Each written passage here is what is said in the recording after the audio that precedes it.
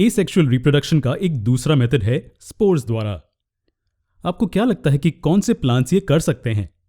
अगर स्पोर्स को रिप्रोडक्शन के लिए यूज किया जाता है तो इन स्पोर्स को कौन प्रोड्यूस करता है? खैर, यहाँ कुछ सिंपल मल्टीसेल्यूलर प्लांट्स हैं जिनके पास रिप्रोडक्शन के लिए जो ऑर्गन्स चाहिए वो होते हैं। चलिए इसे एक एग्जाम्पल की मदद से समझते हैं। क्या आपने कभी एक ब्रेड के पैकेट को लंबे समय तक छोड़ा है? आप ये जानते हैं ना कि बनने के बाद ब्रेड को कुछ दिनों में खा लेना जरूरी होता है। क्या होगा अगर इसे कुछ दिनों में नहीं खाया जाता है? तो उसके सरफेस पर फंगस की एक लेयर आ जाती है। वो फंगस ब्रेड पर एक ग्रेइश व्हाइट कॉटन के लेयर की जैसी होती है। उसे ब्रेड मोल्ड कहा जाता है। अगर आप इस ग्रोथ को एक माइक्रोस्कोप के नीचे देखेंगे तो आपको ये अमेजिंग स्ट्रक्चर्स दिखाई देंगे।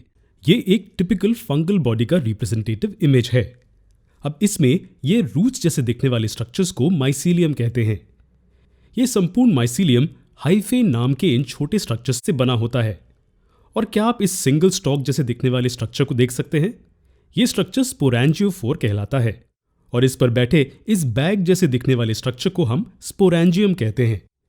इस बैग में स्पोर्स होते हैं जो मैच्योर होने पर बाहर निकलकर किसी होस्ट बॉडी पर सेटल हो जाते हैं और वहीं पे नए फंगस उगते हैं। और क्या आप हमें बता सकते हैं कि ये सब कैसे मुमकिन होता है? स्पोरेंजिया में बहुत छोटे स्पोर्स होते हैं। स्पोर्स को सुरक्षित रखने के लिए इस ब्लॉब की दीवारें मोटी होती हैं और ये इन्हें किसी भी तरह के नुकसान से बचाती है। कुछ दिनों बाद जब ब्लॉब मैच्योर हो जाता है और स्पोर्स बिखर जाते हैं, इसे स्पोर्स का सेल्फ डिस्पर्सल कहते हैं।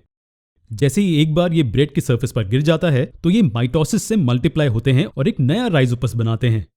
क्या आप जानते हैं कि ब्रेड को इस केस में क्या कहा जाता है? इसे सबस्ट्रेटम कहा जाता है। और इसका क्या मतलब है? एक ऐसा बेस जिस पर ऑर्गेनिजम्स स्ट्रक्चरल सपोर्ट लेते हैं उसे सबस्ट्रेटम कहा जाता है। जो हमने अभी पढ़ा वो स्पोर्स द्वारा रिप्रोडक्शन का एक एसेक्सुअल मेथड है। रिप्रोडक्शन के इस तरीके में सिंगल पेरेंट नए इंडिविजुअल्स को बनाने में शामिल था। हमारे अगले वीडियो में हम एक बहुत ही इंटरेस्टिंग प्रकार के वेजिटेटिव प्रोपेगेशन के बारे में पढ़ेंगे जिसे साइंस द्वारा मदद मिलती है।